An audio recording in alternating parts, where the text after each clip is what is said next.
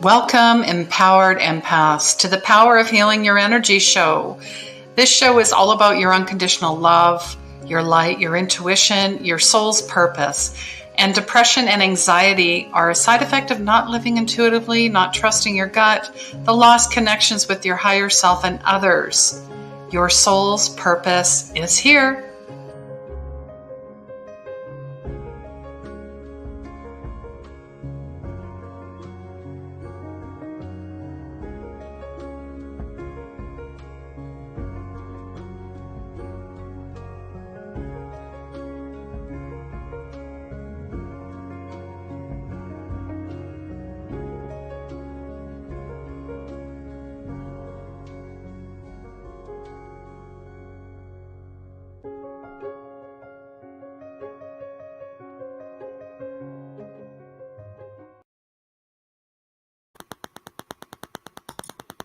Hello and welcome, everyone. I'm Christine with 24 Karat Healing, and this is the Power of Healing Your Energy show. And we did miss last week. I was moving. I've moved west. I'm kind of settled, but here I am. And this is season 2, episode 14 already. And we're quickly gearing up for 2021 as well.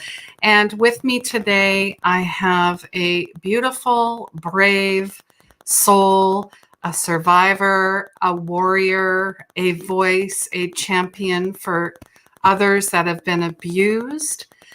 And I'm going to welcome her in.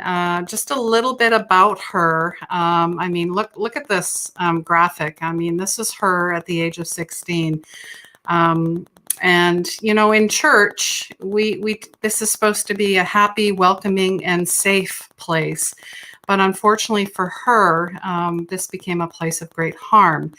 And not only has she been doing this work for a very long time, she also has her wonderful husband and her 2 grown children, grandchildren, and her fairly well-behaved dogs to support her as well. But she serves on many boards. She has a documentary that was produced by the Hope of Survivors. She works with survivors, conducting support conferences. She has participated in the Voice of Faithful panels moderated by SNAP, which is known as Survivors Network of Those Abused by Priests, and sharing her perspective from a non-Catholic point of view. So Sandy has been a presenter speaker at major events on clergy abuse, including the Hope and Healing Conference. So she's just so many things, and I'm so honored to have her here. She also sent me a copy of her book in October, and I have read it. I have marked off many, many pages. The title alone, Let Me Pray Upon You, is something that people are going to be like, pardon?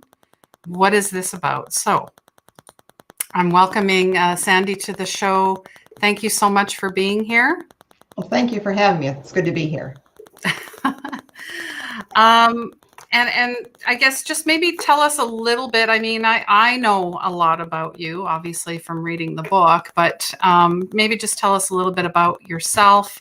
And maybe the second part of the question would be, why did you write the book? Well, as you pretty much gave the introduction, I'm married with 2 grown children and have lived in Cincinnati all my life. My abuse took place in the Protestant Church, Church of Christ, at the age of 16 by my youth pastor, who was 30 at the time and married with 2 children. The abuse lasted for 5 years until he was caught. So that's sort of the beginning of the story. I was very active in the church. It was a big part of my life.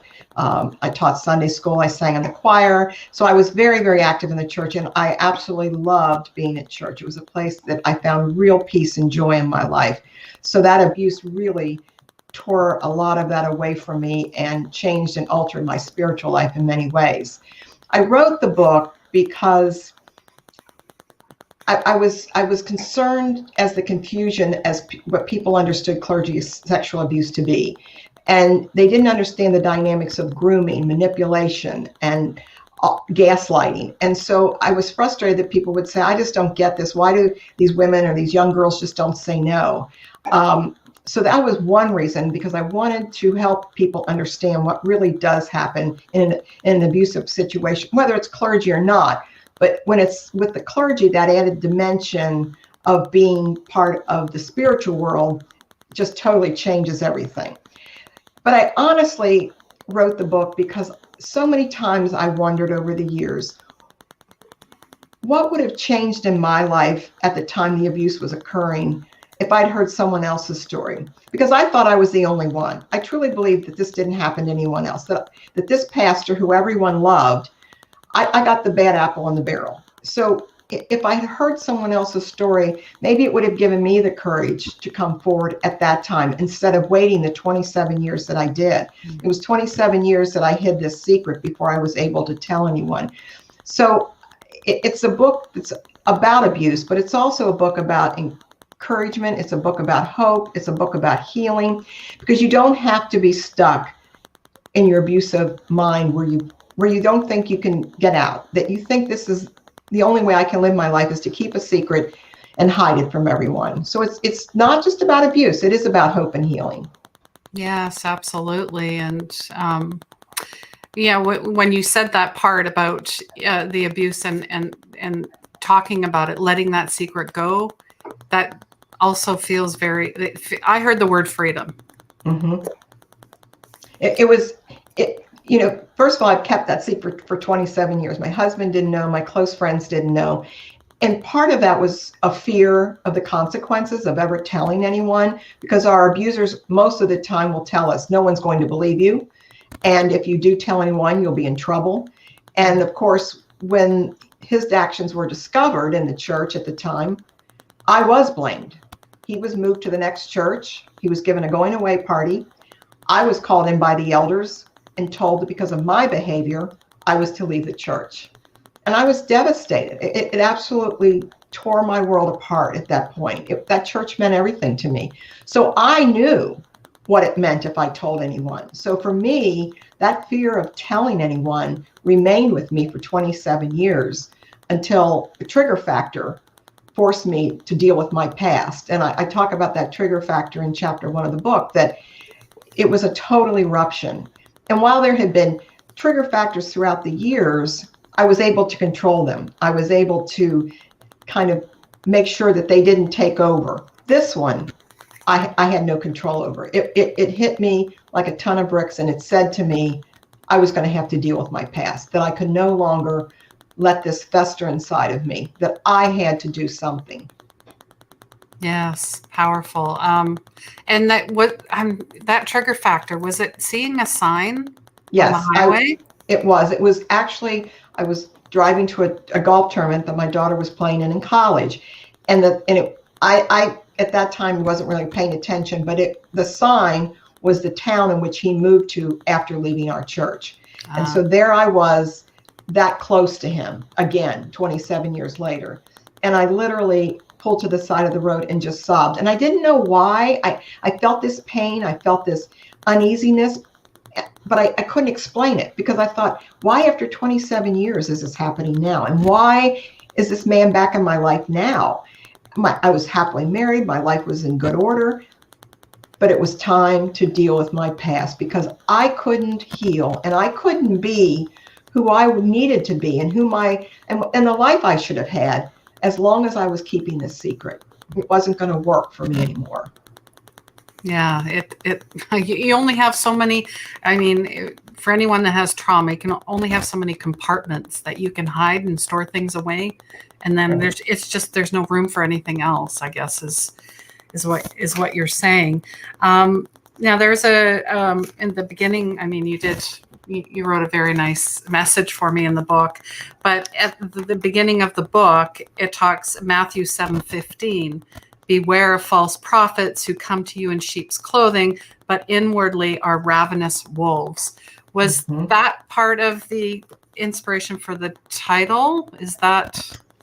It was, because this was someone who pretended to be a shepherd of the sheep. Yes. And he wasn't a shepherd of the sheep. He was looking to devour one of the sheep. And he was looking for someone who was weak. He was looking for someone who was vulnerable. And I fit the bill on that. I remember over the years thinking, Why did he choose me? Why me? I used to think, well, maybe he thought I was pretty, or maybe he liked my personality, or maybe because I was so active in the church. No, he chose me because he knew I had a vulnerability that he could tap into and that he could use and eventually control me. And that's exactly what he did. And they do this methodically, they do it systematically. It's a very slow process. The first time he kissed me was in my hallway. It was after a youth group meeting. He came over to me, he waited for everyone to leave and told me how great the evening went, how proud he was of me. And of course, I'm on cloud nine. I'm 16 years old. This man who I adore, who I look up to, who's my pastor, is telling me all these wonderful things, and I'm feeling very special. And he bends down and he kissed me.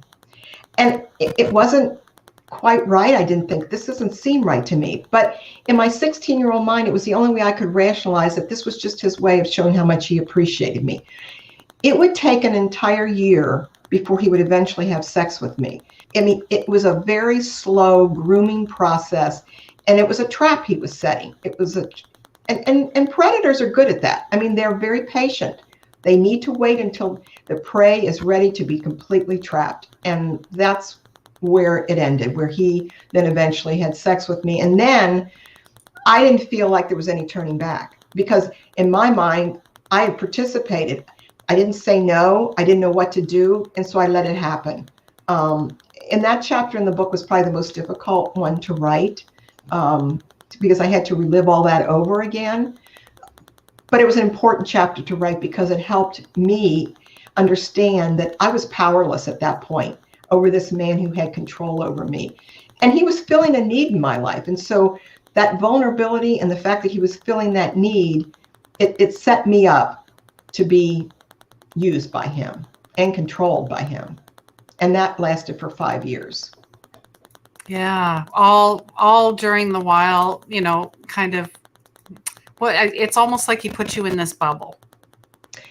And they need to do that. The isolation is a huge part, because they can't let you get close to anyone else because you're going to reveal the secret. And so he isolated me from my friends. He told me where I could go, who I could see. And of course, I have no one that I can tell. I don't have anyone that I feel like I can trust to tell. First of all, he reminds me that no one's going to believe me. But it was also, I didn't want anyone to know this about me. I was having sex with the pastor. That was something I didn't want anyone to know about me and what I was doing. And for 27 years, I carried that guilt and I carried that shame with me.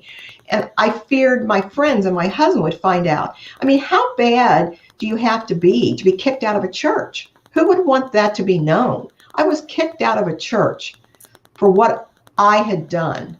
And it wasn't until that trigger factor that it started the lies and all of the things that he had told me started to unravel, and that I was able to begin to see, no, this wasn't what I did. This was done to me by someone I should have trusted in a place that should have been the safest place on earth, and it wasn't. And so that began my journey of healing, which took a while, but it's still a journey.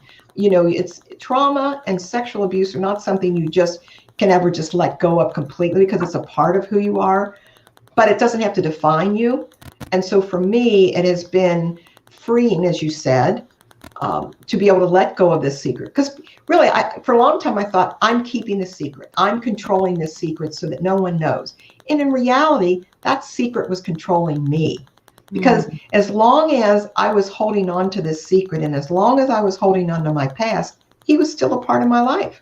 He really was never out of my life until I could let go and say, this is what you did to me and you had no right to do it. I mean, I did confront him, which was a huge part of my healing. Even from the very beginning, once I was beginning to understand what was done and that this was abuse, I felt the need to confront him. Now, I didn't know if he was still alive. I didn't know, but I did hire a private investigator. I found him in a church, still a minister, and I confronted him. It was like taking my voice back. It was like I was now taking my power back, that he no longer controlled me. And it was good for me to have done that. It's not something every victim can do, but for me, it was what I needed to do. Absolutely. And yeah, I felt that. I really did. I honestly feel that Well, I work with a lot of clients, and church or God or some type of religion, there's some type of trauma attached to it, whether whatever it happens to be. There always seems to be some type of attachment to it. And I honestly think that, I won't go into my story, but I know myself, and there's other women that have had some type of sexual trauma happen to them, some type of abuse. And I felt really, strongly about sharing this show, and sharing what you've done and what you do for victims and for survivors, and to give women and, well, all of us a voice. Right. It's so important for victims to understand that you're not alone, and that while our stories may vary, we still have a connection with how our abuse damages us in many ways, changes us, makes us believe that we're not worthy. It takes years to unravel and to come back to ourselves of who we are. Because for 27 years, I lived as a person that he defined.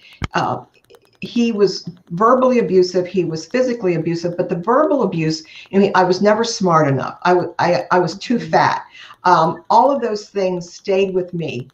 He didn't like the way I laughed. And so even years later, I'd find myself, did I laugh too loudly on that? He was always a part of my life for 27 years. And so it does affect how we function in our lives later, because the trauma doesn't end when the abuse ends. The trauma continues, and the hurt and the pain continues.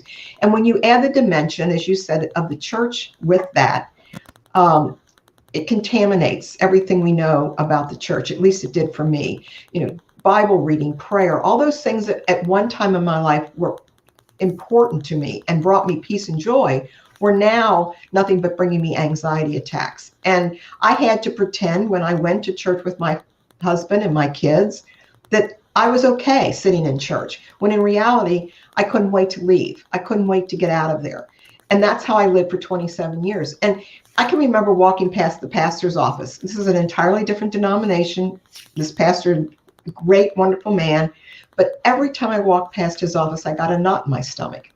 And in the beginning, it was very difficult. And then after a while, I just knew that was going to be my norm. That yes, in a few minutes, we're going to walk down the hall. I'm going to see the office, and I'm going to get this knot in my stomach. And once I'm past the office, it will pass. And I did that every Sunday that I went to church. And that to me was functioning. But what I found out was that's not the way you function. It's not a healthy way to live. And I had to find a way to live my life as it was meant to be lived, and not the way he was going to define it for me. Wow. So powerful. And I think I was brought to tears quite a few times reading this book. I think at the end, when you're praying with your granddaughter, I believe. Yes. And you said 12 years later, for the first time, I felt safe enough to pray. And I thought, oh my goodness, isn't that something that everyone loves to do? I mean, that was, a lot of people think that way, right? At least I know prayer has saved me so many times. But you felt safe enough to pray. As I sat at lunch with my 4-year-old granddaughter, I suggested she pray. What do I say, Grandma? Abby, just thank God for your family and the food we have. As she clasped her chubby hands and squeezed her little blue eyes shut, she prayed. Just reading this, I'm getting emotional. I too shut my eyes while she prayed. It was my first prayer in 27 years. No prayer ever meant more than the one she just said. So having your granddaughter bring everything back full circle for you, wow. Yes. And prayer, I missed that for so long. And you're right. That is a connection to God that helps us through many trials and tribulations in our lives. And I didn't have that. And I missed it, but I didn't know how to get back to it because he had contaminated that with me. He would stand up and pray on a Sunday morning after having sex with me the night before. I mean, I couldn't separate the two. And it became a mesh of this evilness that I felt when I was with anything spiritual. And I never blamed God, but I could not separate how this happened in a church and how this man who for 5 years would preach every Sunday morning. He preached on marriage and the sanctity of marriage while he was having sex with me. He twisted scripture so many times with me, telling me that God was complicit in our relationship, that he condoned this relationship. And it was because of me that his ministry was as wonderful as it was, and that he was like David in the Bible. And all of those things that I couldn't understand, but I didn't know else what to do but to listen to what he was telling me. And again, I had no one to go to and say, here's what he's doing, or here's what he's saying. This doesn't make sense. He was my world. And so whatever he said became my reality. And that's gaslighting. That's what they do in gaslighting. They tell you what your reality is, and that you slowly begin to accept that as your reality. So they use terms like, you're crazy. I didn't say that. Or, no, that's not the way it happened. Or the one that, was interesting, when I was writing the book, I wrote it as I remembered it. And so many times I found myself writing, he would say to me, I love you. Then a couple chapters later, he said, I love you. And I stopped and I thought for a minute. And I said, did he ever say that he loved me? He never said, I love you. He said, I love you. He was planting that gaslighting into my brain. I may have questioned whether he loved me because he was mistreating me, but I kept hearing in my mind, well, he says he loves me. He must love me. He's telling me he loves me. So that gaslighting is a very psychological tool that I think is one of the worst things they can do to an individual, because it distorts your reality and your perception of what is real, so that you truly don't know how to respond. And it compromises your ability to think clearly. You start to question your own judgment. Maybe I am crazy. Okay, I'm not very smart. I'm not very pretty. I should lose weight. All of those things. And then eventually there is no more questioning. He had me. After a while, I accepted everything he said. I knew that I'd never get married. I knew I'd never have children, because this wasn't going to be over until he said it was over. I mean, the few times that I went to him, there were probably 2 times in particular that I went to him and said, I can't do this anymore. I'm feeling guilty. This doesn't seem right. He would respond in 2 ways. One, he would beg me to say how much he needed me. He'd play the guilt trip that I was the love of his life, and that because of my relationship with him, his ministry flourished. Or, and this was more common, he would berate me. He would say to me, how do you think you're ever going to leave me? No one else is going to love you. He always threw it up in my face that I was no longer a virgin and no other man would want me, which growing up in the church, that's kind of what we were taught. That's what we were taught, that you should be a virgin when you marry. Well, I wasn't anymore. And so I was used material. I was worthless. And he made sure that I knew that. And that's how I perceived myself. So once I got to that low level of such low self-esteem, there was no way out for me. And so I saw my life. This was going to be my life for the rest of my life. Gosh. Yeah, that trapped feeling. I understand. I just want to say hello. There's a few people here. Thank you so much. Let us know where you're from. This is your first time. Even if you're on the replay, please say hello, ask questions, reach out, connect. We're not going to leave you hanging. If you have any questions for myself or for Sandy, hi, Sandy, with an I from Toronto. So nice to see you. Thank you. Thank you for being here. And Sandy's saying that they put the fear of God in us. I threw up at my communion from fear. Yeah, that's the other part that I hear a lot of. I guess it's kind of the old, outdated. You're all sinned. You're, that type of keeping you scared and in fear. It is that part as well. And I'm sure you heard that as well. Oh, yes.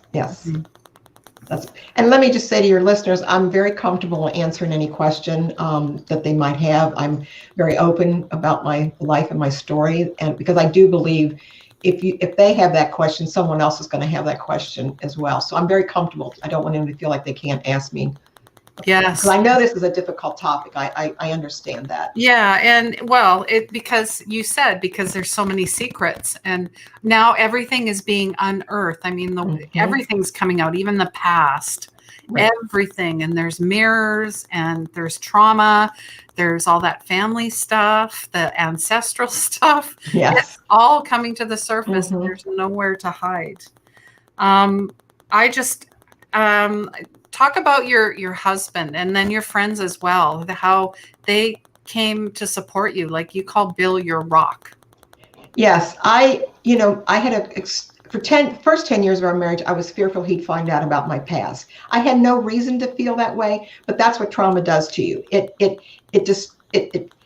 changes how you think about things. And even though I knew he would love me and support me no matter what, I never wanted him to learn this about me. After the 10 years, I thought, I still don't want him to know, but I think he could handle it, but I'm not going to risk it. I don't still want him to find out about this. So when I first determined that I needed to do something about my abuse, I told my very best friend. And I sat there for almost 20 minutes sobbing before I could get the words out. I was sexually abused by my youth pastor. And telling her, just after 27 years of holding that secret and saying those words, was such a relief. I can't even begin to tell you how it felt. I felt like this huge weight had been taken off my shoulder. Finally, someone knew and someone I trusted. And from there, I told 3 or 4 more friends, and they became, I called the psychiatrist's office in the screened-in porch, because we had many talks, and I just kept talking about my abuse and what he had done. And every time I told a little bit more of my story, I felt more comfortable. I never felt totally comfortable saying it all at once. I had to let it out piece by piece, because I needed to see, can I trust these people? Okay, now I'm going to tell them about this part, because this is even worse than what I just told them last week. So I needed that assurance that they weren't going to judge me, and they didn't. They were very supportive. And I tell victims, you need to find someone that you can trust and someone that you can talk to, because again, keeping the secret's not healthy, and it's not going to help you in the long run for your journey of healing. And then I finally got the courage to tell my husband, and he couldn't have been any more supportive and any more loving than he was. And I knew it would be, but that relief of knowing he had my back was so important to me. And I have to say, there aren't many husbands who would be as comfortable as he has been with me telling my story in the detail that I have. When I first started to write the book, I said to him, is there anything that you don't want me to talk about or you want me to leave out of the book? And he said, no, it's your story and you have a right to tell it. And so having that support and having that go ahead gave me the courage to write the book. But I was very lucky to have a large support system around me. My sisters were very supportive. I think the hard part was telling my kids. It's not something you want to know about your mother. It's difficult to hear. So telling them was probably one of the hardest things I had to do. They, again, were supportive. As you can imagine, my daughter's more engaging about the topic with me than my son would be, typical. Yeah. But again, he has, when I said something to him about I'm doing some speaking engagements and I wanted you to know, and I kiddingly said, I might end up on Oprah's show. He said, go for it, Mom. So I'm very thankful that I had these 2 children who were as supportive as well. So yes, I've been lucky and fortunate in that way that's helped me.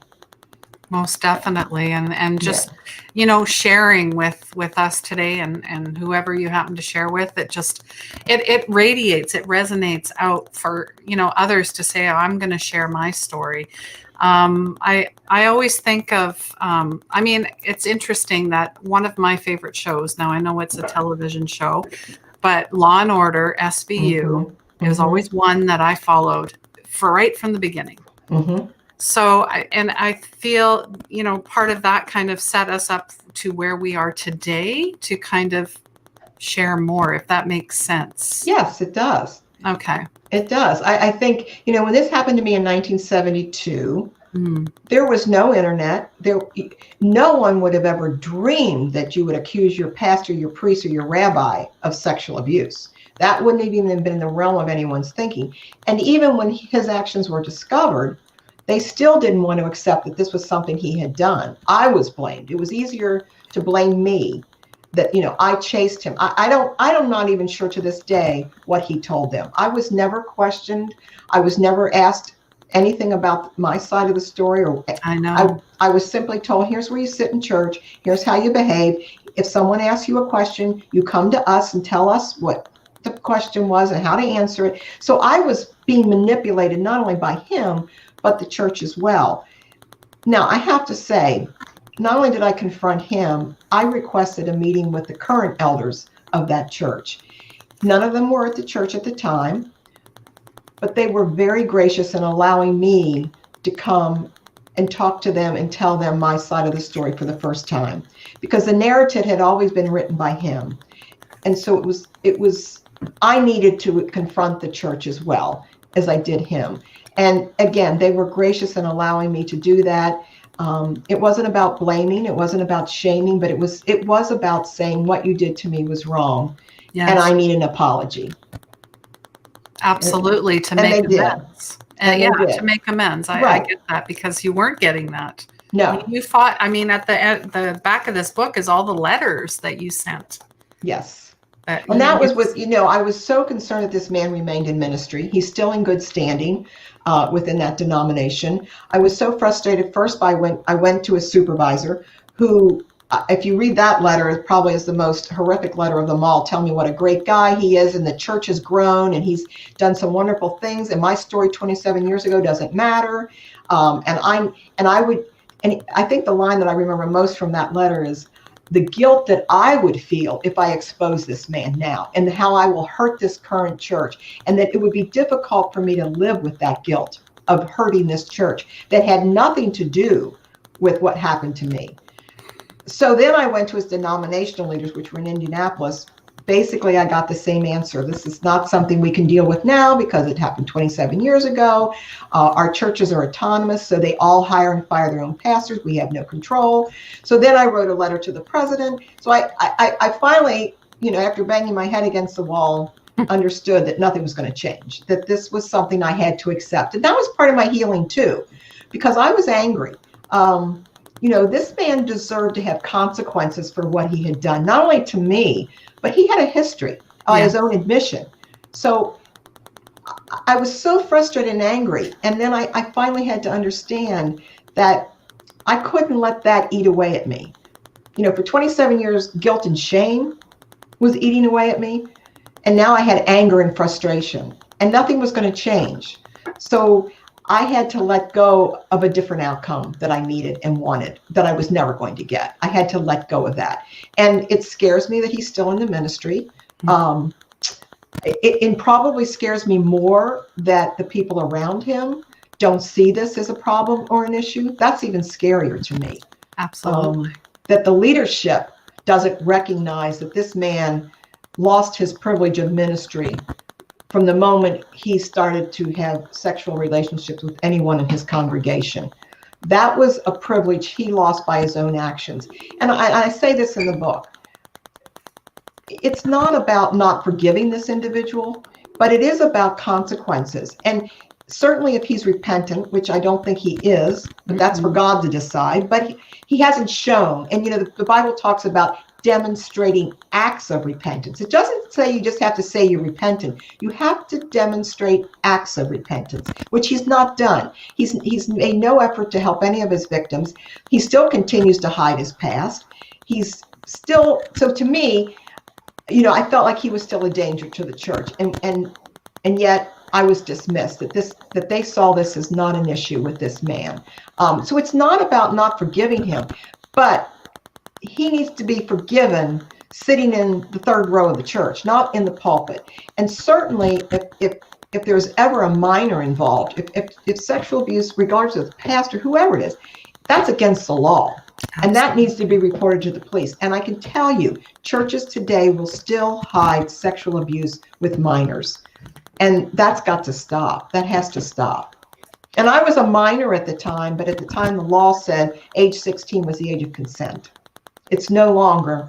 I think that the law now is 18, but at the time, the age of consent was 16. However, Because he was my pastor, it wasn't against the law. But had he been my teacher, it would have been against the law. Wow. So go figure that out. Yeah. No, that is Yeah. wrong on so many levels. It is. Wow. And whether it's legally wrong or not, because some states, I think the age of consent still is 16, whether it's legally wrong or not, as the church, it's morally wrong. Absolutely. It goes against everything that we are supposed to be doing within the church. And, we talked about the wolves in sheep's clothing. The Bible mentions that 27 times. 27 times in one form or another, we're warned about wolves in sheep's clothing. So we shouldn't be surprised when these men, sometimes women, show up in our congregations, in our synagogues, because we're warned. They're going to be there. It's what we do with them. It's how we respond. It's how we care for the victim. It's how we look at the victim and say to her, this was not your fault. This man should have been trusted in your care, and he should have been taking care of you, and he didn't. This was not your fault, and we're going to take care of you. But that doesn't happen. It doesn't. Sadly, it doesn't happen. It's getting better. It's getting better. It is. I will. But the tendency to want to look for blame on the victim still remains, because it's easier. We're dispensable. It's much easier to say, well, let's, move her along and not say too much, and maybe she won't say any more to anybody else, and keep this quiet because we don't want to have this stain upon the church. Well, that's not ruining the reputation of the church is not the victims. It's the behavior of the leadership. Absolutely. That's what is the reputation. Yeah. Absolutely. And like they say, guilty by association. They didn't even protect you.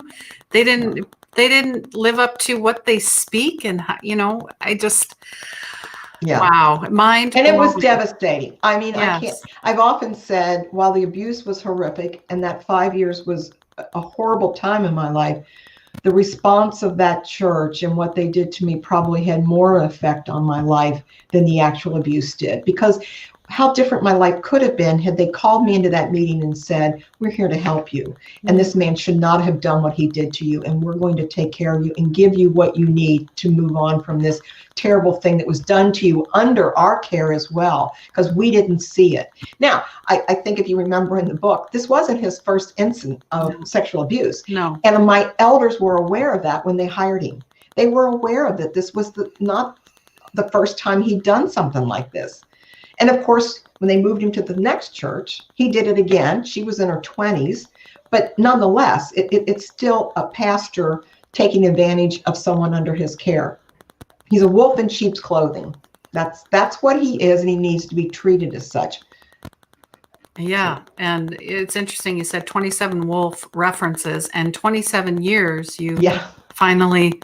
That's very synchronistic right there. Lynn is just saying, keeping the secrets eats away at a person. And once you start releasing, there are many layers that need to be peeled away. Absolutely. And it takes time. It does.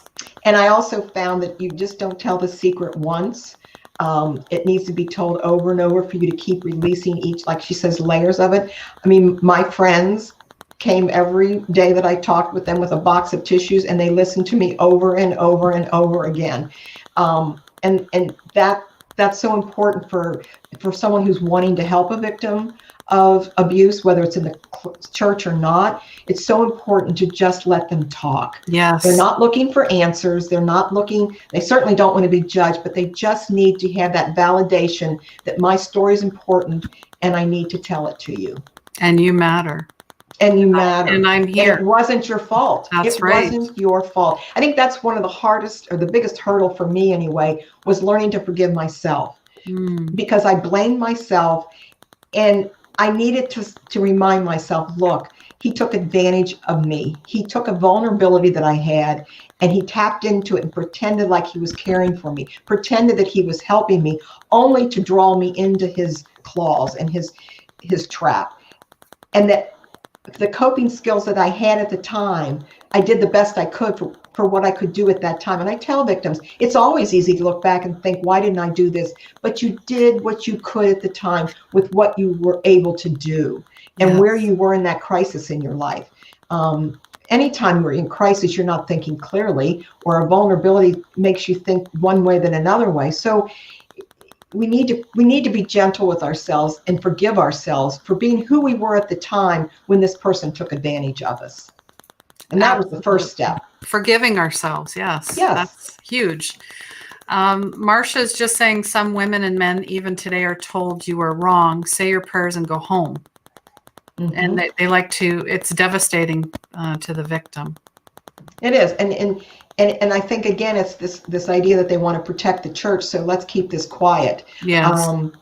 And the problem with that is, I'm sure my abuser thought he was scot-free from me. He probably didn't give me a second thought. 27 years later, I show up on his doorstep. At some point, victims are going to find their voice. It may not be right away, but they're going to find their voices. And when they do, it's time for the church to stand up and say, we were wrong. Mm-hmm. We were wrong. Yeah, those 3 words, we were wrong. And, I in my confrontation with him, I had made a list of about 20 things that I wanted to say to him, to say, this is what you did to me. And originally I said, I'm sorry for kissing you in your hallway that night. I'm sorry for touching you inappropriately. I'm sorry for hitting you that night. And I had a very good friend, Bess Swift, whose husband was an elder in the church, and they were helping me spiritually along this journey. And he said to me, no, he doesn't say he's sorry. He needs to say he was wrong. And so that was so powerful for me to make that list, to say, I was wrong when I did. I was wrong when I did this. And I made him read the list. And to hear him say I was, now whether he meant it or not, but it was empowering to me to be able to change those words for him to say, I'm sorry. Yeah, I'm sorry. No, I don't know that you are, but you were wrong. And I know what you did to me, and you have no right to do what you did. Yes, absolutely. And I'm just reading another quote from the book. It's easier to prevent evil than to recover from it. That's from the pastor of my current church, which, yes, I shouldn't say my current church. I still have difficulty with going to church. So I'm an infrequent participant in the church. But he's a wonderful man. And I actually was sitting in church that day. He gave the sermon. And then when he said that line, I just thought, that's so true, because it's so much easier, because recovering from evil is a lifelong. It's lifelong. I mean, this will always be a part of my life. We're not robots. We don't just turn off a switch and say, well, I don't remember that ever happening to me. It's certainly we remember, but it's how we heal from it and how we can move forward so that it doesn't encompass our entire life and it doesn't define our life. I think there was a day when I woke up one day and I'd had a nightmare the night before, and I spent the whole day crying, or I felt the day I was angry. And I got at the end of the day and I thought, I wasted an entire day. And for what? Nothing changed. It didn't change my past. It's certainly not going to change his behavior or change his position in the church. He's still going to be where he is. And then I remember thinking, I've spent the whole day thinking about this man and what he did to me. I don't think he gave me a second thought. In fact, I'm pretty sure he didn't. His day was probably pretty good.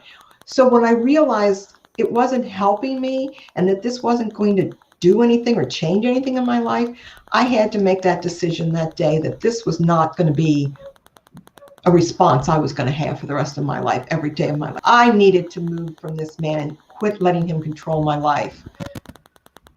Yeah, that's powerful. You release the chains. You release that. It, like they say, you don't die from the snake bite. You die from the poison. So you extracted all of that and said, and it wasn't easy. I don't want to give victims or those who've been, having trauma in their life. It's not easy. No. And certainly I have moments when I go backwards and I have moments of anger, but it's not the same kind of anger. I mean, I'm angry that this man remains in ministry. Of course I'm angry. But it's not the same kind of anger I had before, where it was a revenge or a hatred kind of anger. I'm probably more angry at the people in his leadership and his elders. I'm angry at them. He's who he is. He's not going to change. But that they continue to support him, yeah, I'm angry at them. Yeah, definitely. I mean, you're supposed to be there to protect. and lead and guide and walk the walk and talk the talk. And part one of, the book and Victim, there's a quote. It's anonymous, but it says, "The saddest thing about betrayal is that it never comes from your enemies." Mm-hmm. It's very true. And then you went to part two, to Survivor, and now you're Advocate. Mm-hmm. And that's been healing for me as well. When I confronted him, my thought was, okay, I was in angst for months before I confronted him, and I was just a mess, just truly a mess. So I thought, okay, once I confront him, this is going to be it. It'll be over, and I can move on, and everything will be just fine. Well, that didn't happen. So then I thought, okay, well, I'm upset that he's still in this. So then I wrote my letters, and then I tried to get all of his church leaders to understand what this man was and why he shouldn't be in ministry. That didn't happen. And so I thought, what do I do with this? What's my purpose for this? I needed to find a reason why this happened. And I don't believe God caused this to happen, but what can I do? What can I change that's going to make a difference of what I went through and find a purpose? And so the first thing I did was I volunteered for the ministry, The Hope of Survivors, and found myself telling my story, helping other victims. And there was such a peace, and it was like, this is what I'm meant to do. Now, as you can probably tell, I'm not shy. I don't mind talking. And I thought, that's a gift God's given me. So many of my friends say, oh, I could never get up and give a speech like you do. I could never tell my story like you do. And they probably couldn't, but I can. So I should. And because I can do that, I have found my purpose. And it's taking my pain and said, here's what you can do with this pain. You can help others. One of the interesting things I found when I first joined a support group was I would listen to other people's stories and find myself sobbing at their stories, thinking, oh, their pain is much greater than mine, or their abuse is much worse than what I went through, and finding myself moving out of my own story into theirs. And that was helpful as well, that, we've all got our stories and we've all got pain. None of us go through life without much, some trauma in our life, whether it's a death of a loved one, whatever it is. And so to connect with other people who have that same trauma in their life is life altering. And it was, at least it was for me. Yes. And and I know what you mean. When you hear someone share their story, you feel that bridge and the vulnerability, the connection, and then you feel in service. Yeah. Which is beautiful. And thank you for all the work that you do.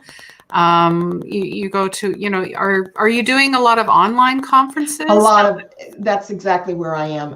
It was interesting. The book came out came out today, a year ago, exactly a year today, I launched the book. Wow. And so my anticipation was, I was going to be going to these conferences and things. And so I had spent a lot of Zoom, which is fine, but I'm a people person, so I'm anxious to get out there and get back to speaking and being able to connect with people. Because there is something, when a survivor walks up to me and says, can I talk to you for a minute?